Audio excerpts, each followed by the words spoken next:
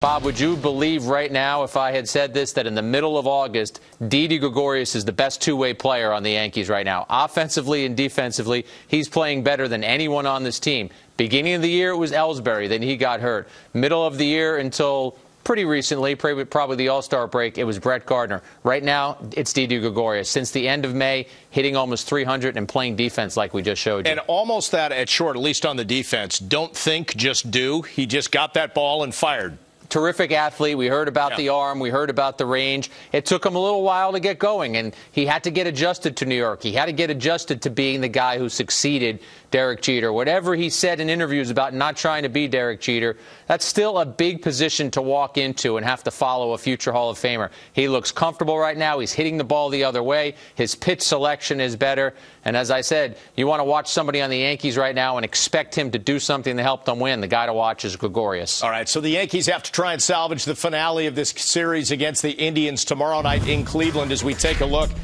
at our Thursday probables. Trevor Bauer, over his last 5 starts, he's won just once and given up 9 home runs against Nathan Eovaldi, who on the flip side, Jack, over his last 9 starts, unbeaten with an ERA of sub-3. And in his last start against the Jays, he pitched pretty well as well, Bob. And he made that move toward what you were talking about in those last 9 starts after that awful start he got against the Miami Marlins. We've referred to it several times. 2/3 of an inning, 8 earned runs. Since then, he's been the best pitcher on the Yankees, and the Yankees need Eovaldi to be that kind of pitcher tomorrow. They need him to be effective. They need some distance. They can't get swept by the Cleveland Indians before they head into Toronto to play the first-place Blue Jays, something you haven't been able to say for a long time. The Yankees had been the first-place team for 41 straight days, but now it's the Blue Jays who have leapfrogged them. Am I making this too simple in that the Blue Jays feel really good about themselves and in that clubhouse? They've won 10 in a row. While the Yankees were winning 9 of 11 and scoring 90 runs in 10 games, weren't they basically the same club, feeling the same way? They were feeling the same way. The at-bats were so much better, Bob. Guys were impressing. Guys were succeeding. Whatever has helped push the Yankees into this funk, they've now got to help push themselves out of it. They've got to carry themselves out of it.